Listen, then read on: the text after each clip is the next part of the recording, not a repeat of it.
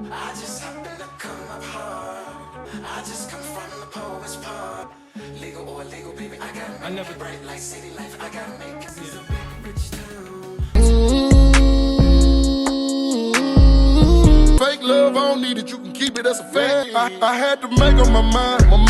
I took that weight on my shoulders. I done been down for church. And Kris Jenner also has her own church called the California Community Church. She established it in 2009. It's registered as a nonprofit organization, and every member is required to pay $1,000 a month and 10% of their yearly income. Well, it sounds like she's doing good for the community, huh? Well, you just fell for another one of the Kardashians' tricks, y'all. Well, you see, because the church is a nonprofit, they're not really required to disclose where their money goes, so we just will never know where the money is going. Now, in February 2024, this TriStar lady, she helped Kim secure $70.4 million mansion. But Kris Jenner's daughters could be using the church as a front to keep from paying taxes, and that's what fans think they're doing anyway. Last year, fans were shocked to learn that despite Kim being a billionaire, she took out a $70 million on her Malibu property, y'all, and we're talking $48 million. Borrowing a large sum of money, even when you are a Kardashian, isn't that easy. You would need someone who is real good with words in order to make it work, and they knew just exactly who to look for, which was Lou Taylor. And speaking of Lou Taylor, you guys, Kim Kardashian might have even used her to steal $600 million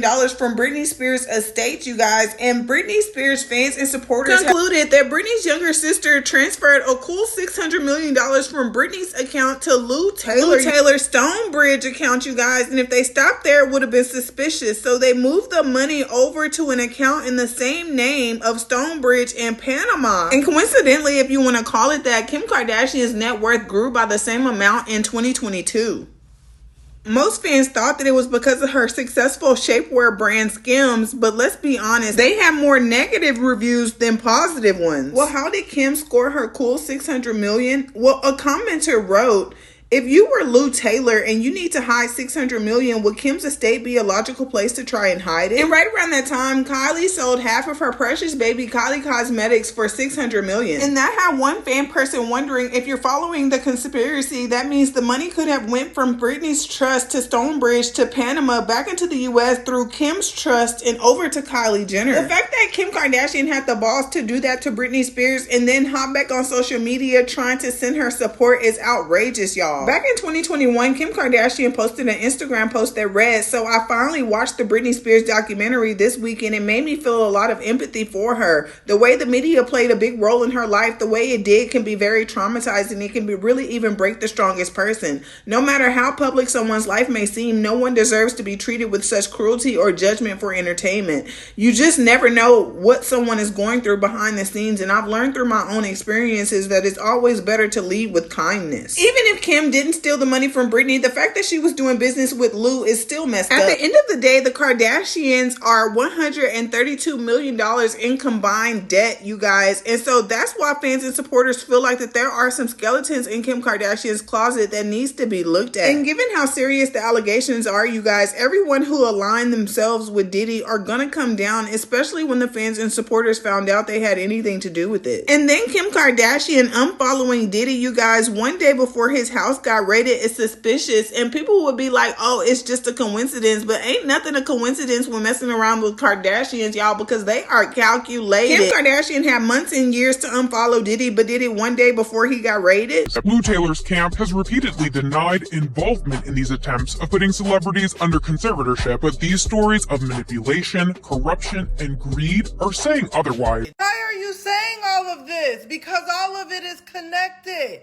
Y'all want to know why celebrities is quiet and on shush shush and hush hush? Why we ain't heard nothing from you, Sister Kimmy? Why you ain't flaunting your tail on the internet? You too, Sister Kylie, y'all not flaunting and prancing around on the internet with your bodies and looking cute with your surgeries, are ya? Because when they trace that money, hear me, when the people up in the upper echelon, the big wigs, when they trace that coin, it was laundering through the churches. Why am I hearing that the bishop was at the party? Why are y'all on the same boards? I don't know why the Lord wanted me to know this and put this out there. When they followed this money, y'all, that Sister Kim, baby, that mama, the mama too, the tank, the money, the bribery. Woo!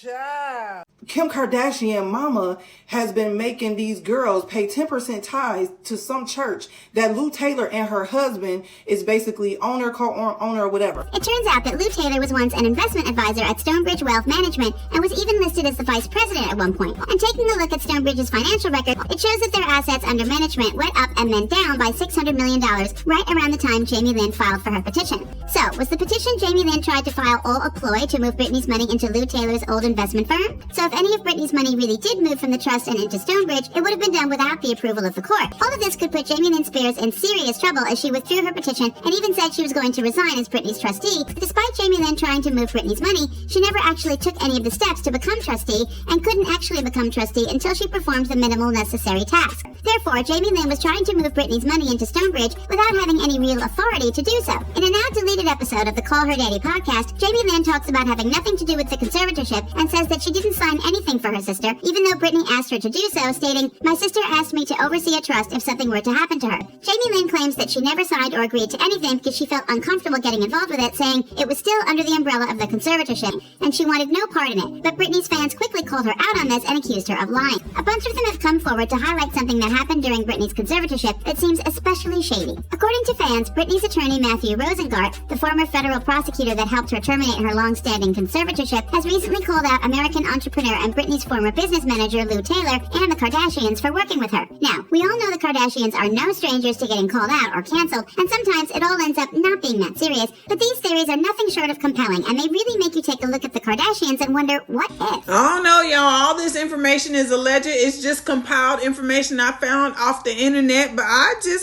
know. I don't put nothing past Kim Kardashian after Kris Jenner, Ray J, and all of them had facilitated that tape that made them famous in the first place. And the fact that she used to be Brandy's closet assistant is what's crazy to me, girl, because you done stole all that money from Brandy, and the fact that you waited years to do it, I just know that you're a calculated person. And I just felt like if you had the opportunity to use Lou Taylor to take $600 million and to hide the money from Britney Spears' estate in that trust fund, girl, you would do that too. Because y'all, we can't keep getting distracted by the glitz and glamour of their life. We have to follow the money. So let's follow the money. How much did it cost to start Kylie Cosmetics? The first 15,000 lip kits were produced by Seed Beauty and funded by Jenner at a cost of $250,000 from her modeling earnings. The company was renamed Kylie Cosmetics in February of 2016, and production was increased to 500,000 kits. By the end of 2016, the company's total revenue was over $300 million. So then I Googled, when did Kylie Jenner's Kylie Cosmetics business finally reach $1 billion?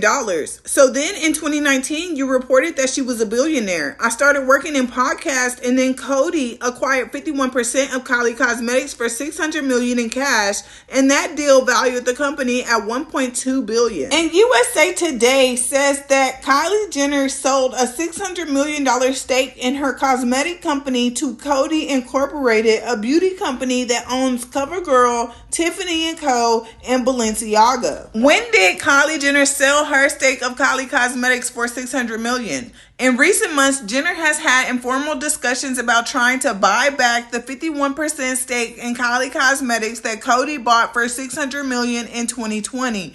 The People said, asking not to be identified because the matter is private, there have been disagreements over price and valuation, according to the People, because allegedly Kylie Cosmetics could have been worth as much as $1.25 billion in 2025, you guys. It was only worth $300 million when Kylie had initially owned her 100% in her company. And then allegedly, when Kim Kardashian and Lou Taylor and Jamie Spears had moved that $600 million, they couldn't put it in Kim's name because they're going to be looking for it there. And she already had history of doing that type of stuff anyway, like she did to Brandy Norwood. So they couldn't put the money there. They couldn't put it in Jamie Lynn's accounts. So Lou Taylor just had Stonebridge sitting on the back end. So, hey, let's put it into Stonebridge, move it to Panama, bring it back into the United States. We're going to put it into Kim's company, and then Kim's going to take that money and put it invest it into Kylie's company. So now Kylie's company is not only worth $300 million, because now with that $600 million, you guys, now she's technically considered a billionaire. But when you think about it, the money that was put there really wasn't her money. So her company was never worth $1 billion. She just needed it to state that so that she could sell it for $600 million so that they can get the money and do what they needed to do and take care of their $132 million of debt that they had combined as a family. And really, it's like almost at this point, the money wasn't even worth it because now y'all are even in a bigger mess than y'all were previously before y'all took the money, because now y'all are facing possible criminal charges, allegedly. And now Balenciaga owns 51% of your company that you started with your modeling earnings. And I really feel like I'm on to something, because it possibly wasn't even your modeling earnings. It was possibly that $250,000 that Kim Kardashian had got caught with in the airport after she was caught out with that billionaire who had scammed that money from that other entity, and Kim Kardashian got caught in the airport with $250,000 in cash. And I want to say that that's the money that she gave Kylie to start her business. So when Kim Kardashian had came back to you and she was like, sis, I was the one who helped you start that business, so we finna move some money into the stock of your business, and you're gonna have to sell some stock in your business in order for us to get this money, and you owe me that because I started this company. And Kylie had to do that. She had to help her sister embezzle the money through her account, because she was right. Hey, you helped me start this company, so that's the least I could do to give back to the family, to show y'all that I'm here to support y'all. But she took her clean money and she mixed it all up in Kim Kardashian's dirty money. So that's why now she's trying to buy her business back from the same people, Balenciaga, who bought it in the first place. Kylie Jenner has explored taking back ownership of the cosmetics line she sold to Khloe Incorporated 3 years ago. According to people familiar with the matter, a sign of how the relationship between one of the world's largest beauty companies and one of entertainment's most famous families has become strained. In recent months, Jenner has had informal discussions about trying to buy back the 51% stake in Kylie Cosmetics that Khloe bought for $600 million in 2020. The people said asking not to be identified because the matter is private and there have been disagreements over price and valuations, according to the people. Kylie Jenner's half-sister Kim Kardashian is also in talks to buy back the 20% stake in her skincare line Skin by Kim that Khloe agreed to buy for $200 million the same year. Both women have expressed frustration with how Khloe has managed their brands. Two people familiar with their thinking said, though it's not clear exactly which aspects of the company's oversight they oppose, a spokesman for Khloe declined to comment. Representatives for Kylie Jenner and Kim Kardashian didn't respond to requests for comment. The news that Kardashian is trying to buy back her minority stake was first reported by the Wall Street Journal in July. In a presentation to investors in July, Khloe said makeup sales at Kylie Cosmetics grew by double-digit percentage in the prior quarter, boosted by a larger presence in Macy's Incorporated stores, entry into the Dubai market, and the release of new Kylash mascara. The company doesn't share revenue figures for specific brands. And the Kardashian-Jenner family, which became a household name through reality TV and social media, has been linked to Khloe since 2019, when the company's then chief executive officer, Pierre, opened deal talk. At the time, Khloe outlined a plan to take the Kylie Cosmetics brand global while allowing Kylie Jenner to retain some creative control. Either way, you guys, the FBI should probably investigate this, because it would be very embarrassing for a bunch of stans on Twitter and social media to crack one of the biggest scandals in Hollywood before them. But thank you guys for watching, and please like and share to bring more attention to this. God knows what he's doing. What we are getting ready to see in the upcoming weeks and months. Good night, Hollywood. Turn the lights out. Good night. I'm going to let all that information sit right there. What y'all think? Baby. So that's why they're after Diddy, honey. And the tapes, honey. Child is, oh, Lord, I'm done. I am so drained by this. Y'all let me know what y'all think. So long. Sleeping from sofa to sofa. Now I'ma step on these little bitty bitches. In some brand new Gucci low. Some Gucci walking. I got tired of eating Big Mama's chicken. Now it's business when I walk.